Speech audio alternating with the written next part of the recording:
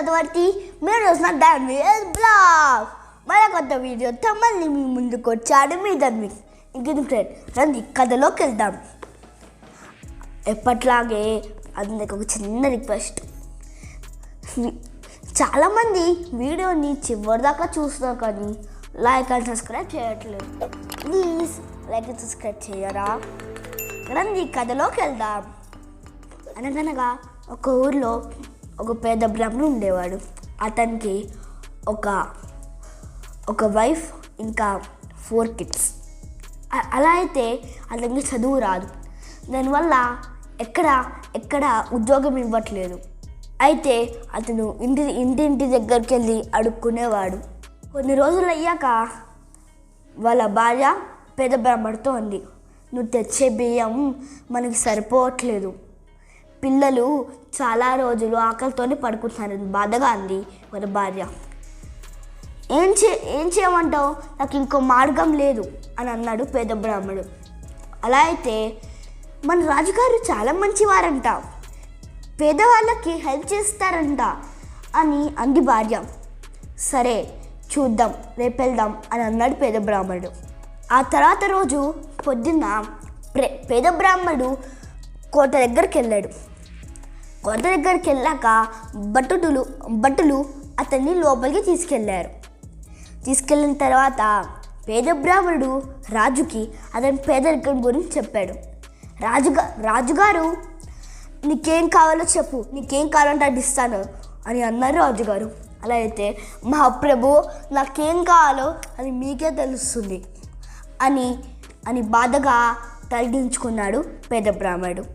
రాజుగారు చేతిలో ఏదో రాసిచ్చి ఇది కోశాధికారికి ఇమ్మన్నారు. ఆ తర్వాత పేద బ్రాహ్మణుడు చేయెత్తి మంచి వాళ్ళకి ఎప్పుడు మంచి జరుగుతుంది, చెడు చేసే వాళ్ళకి ఎప్పుడు చెడే జరుగుతుంది అని ఆశీర్వదించాడు. ఆ తర్వాత ఆ చీటిని తీసుకెళ్ళి కోశాధికారికి ఇచ్చిన తర్వాత కోశాధికారి ఒక సిల్వర్ కాయిన్ ఇచ్చారు. దాన్ని అమ్ముకుని ఆ రోజు వాళ్ళ కుటుంబం కడుపుని నింపుకున్నాడు పేద బ్రాహ్మణుడు. అలా 3-4 రోజులు గడిచిన తర్వాత ఒకరోజు అలాగే పేద బ్రాహ్మణుడు రాజుగారి కోటకెళ్ళి వస్తూ ఉండగా భటుడు అతన్ని ఫాలో అయ్యాడు.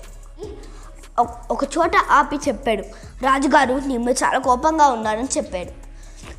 ఆ తర్వాత ఎందుకు రాజుగారు నన్ను చాలా కోపంగా ఉన్నాడు అని అనుమానం గొంతుతో అన్నాడు పేద బ్రాహ్మణుడు.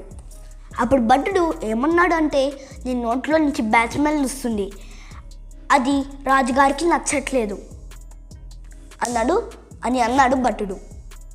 ఆ తర్వాత పెద్ద బ్రాహ్మణుడు ఇలా అన్నాడు, సరే నేను రేపటి నుంచి నేను తీసుకోవాల్సిన కేర్ నేను తీసుకుంటాను అని అన్నాడు పేద బ్రాహ్మణుడు.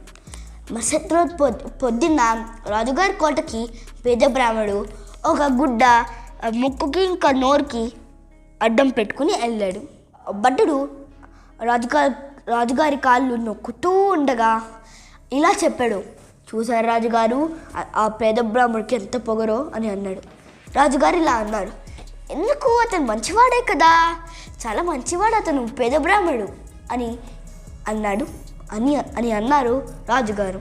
మీరు చూసారా, అతను ఈరోజు కోటకు వచ్చినప్పుడు ముట్టుకి ఇంకా ముక్కుకి అద్దం పెట్టుకుని వచ్చాడు, మీరు గమనించారా అంటే అన్నాడు రాజు.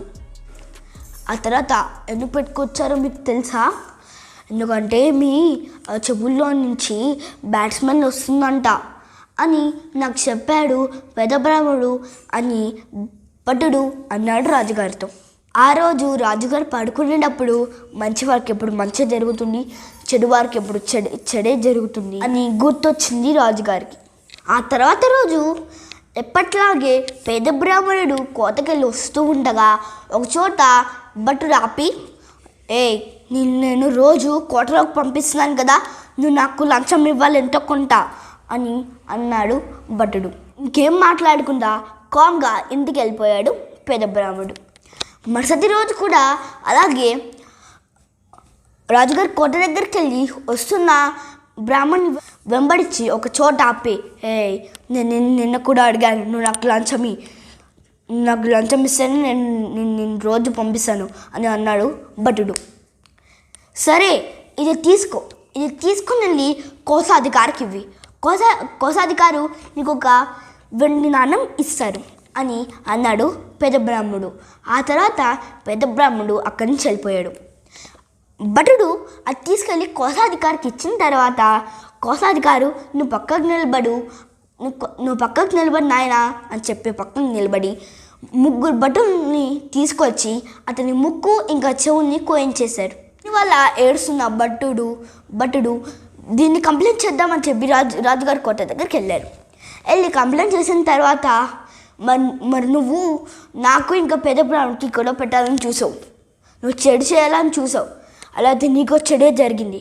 నువ్వు ఎవరికైనా మంచి చేయాలనుకుంటే నీకు మంచి జరుగుతుంది, నువ్వు ఎవరికైనా చెడు చేయాలనుకుంటే మళ్ళీ నీకే చెడు జరుగుతుంది అని అన్నారు రాజుగారు. కాబట్టి నీకు శిక్ష తప్పదు అని అన్నారు రాజుగారు. ఫ్రెండ్స్, మీకు ఈ కథలో మోరల్ ఏంటో తెలుసా?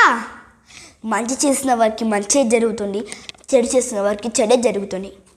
ఈ వీడియో కనుక మీకు నచ్చినట్టయితే లైక్, షేర్, సబ్స్క్రైబ్, నచ్చకపోతే అన్లైక్ చేయండి. ఈ కథ మీద మీ అభిప్రాయం ఏంటో కింద కామెంట్ సెక్షన్లో రాయండి. మరికొత్త వీడియోతో మళ్ళీ మీ ముందుకు వస్తాడు మీ ధన్విక్. అంతవరకు బాయ్ బాయ్.